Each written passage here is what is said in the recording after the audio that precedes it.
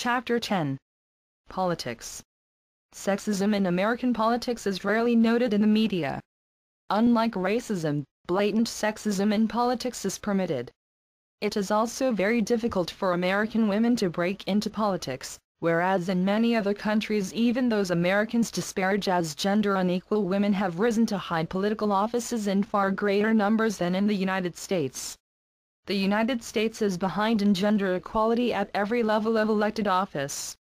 Social scientists have proposed 3 explanations for this. 1. Men are prejudiced against women and use stereotypes about women to suggest they are unfit for the duties of public office. Although more and more Americans report a willingness to consider voting for female candidates, prejudice against them still exists. 2. Women are socialized to be too reserved to enter into politics. 3. The high-pressure career of politics often precludes family life, requires networking opportunities that women do not typically have, and can only be entered with levels of funding that are hard for women to access. There is also a gender gap in the voting population of the United States. More women are registered Democrats, and more women vote for Democratic candidates.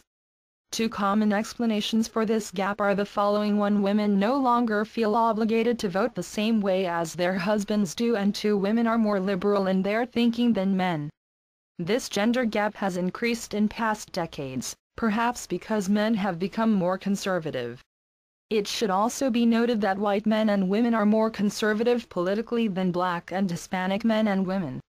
Just as women are assumed in sexist American ideology to be unfit in their femininity for the work of politics, so too are men judged by their masculinity in the political arena. Presidential elections are especially infused with the rhetoric of masculinity, rhetoric that focuses in particular on war. Political parties, too, fall prey to gendering impulses. The Democratic Party is considered feminine in its stress on social services and helping others, whereas the Republican Party is interpreted as masculine because of its advocacy of higher military spending and lesser social supports. The 2008 presidential election presented a change in gender dynamics. Many political issues have to do with gender, such as fertility and reproduction, parental leave and child care, and gender discrimination in the workplace. Transgendered people suffer particular gender discrimination, and gradually the political realm is offering some protections. The state is also gendered. It presumes the citizen to be male. In the global context, various masculine stereotypes operate to signal power or its lack, depending on one's political standing. Such gendered stereotyping has played into colonial racism in many cases, as well as structuring some resistance movements and conservative social agendas. Women have been fighting for gender equality in the political sphere since the mid-19th century. Although some women subscribe to the so-called third wave of feminism, many others reject the label of feminist at the same time as they take advantage of the gains feminism has achieved. Different branches of feminist theory and action hold far different political positions. Men have also supported feminist goals and beliefs, and there is a strong history of male allies to feminism. Chapter 11. The media.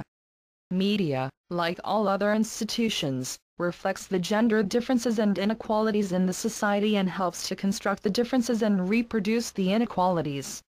All of this is hidden behind the assumption that such differences are natural.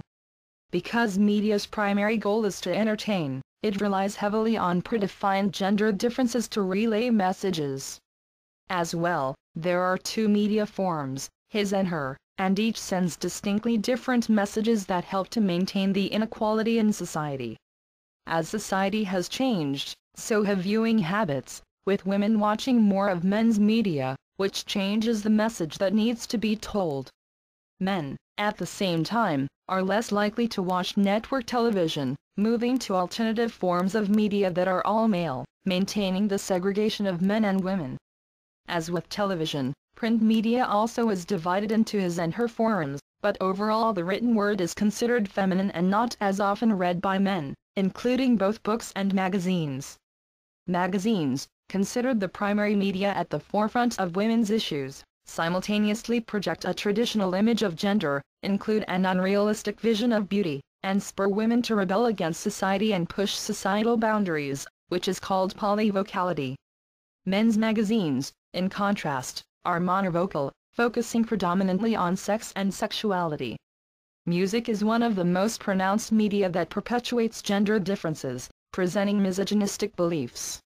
Although rap is highlighted as one of the biggest perpetuators of negative depictions of women, most, if not all, genres produce the same traditional messages. Rap is most popular among middle-class white males, offering them access to black masculinity or tough culture that is largely encapsulated by class issues. Video games are predominantly played by boys, but that is contingent on the genre of the game.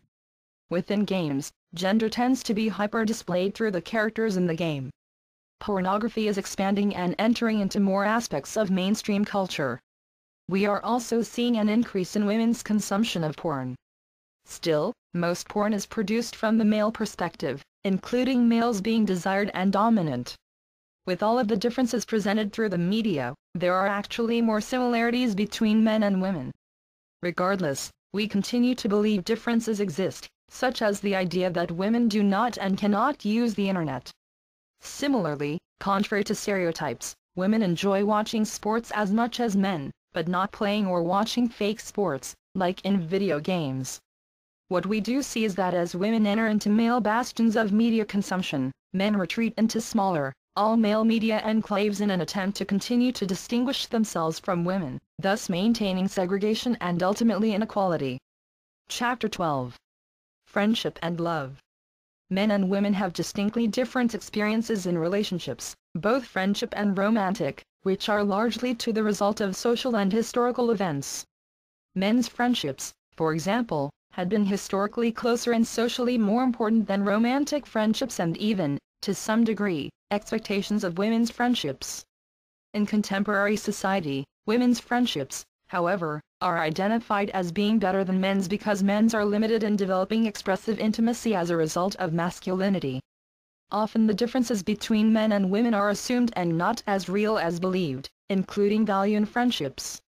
Differences do exist, but they could potentially be caused by other social factors, such as race, sexuality, and age, as well as social forces, such as industrialization, the rise of companionate marriages, the separation of spheres, and the convergence of the modern homosexual.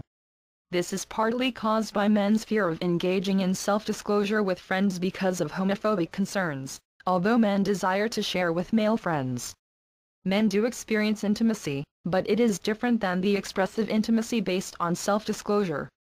It is called intimacy in the doing, which is based on shared activities.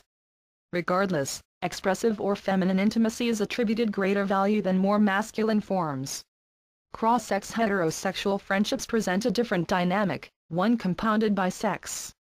The concerns of cross-sex friendships, much less same-sex friendships between men, are not shared by gays and lesbians because their friendships take on a different dynamic, one resembling family.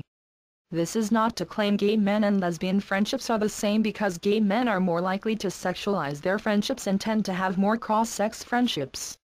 Similar to friendship, love has changed over time, and, similar to issues in friendship, love is associated with women and is a primary component of marriage.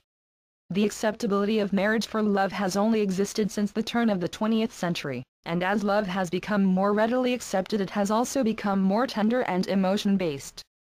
Although men and women actually display similar ideologies about love, their experiences differ, with women being more pragmatic about love and men having a more metaphysical perception of love. Still, more and more we see both men and women marry for love in the United States, although this is not so in other countries. Men and women display love differently, however, which becomes an issue in marriage because the structure of a couple's interaction changes when they marry.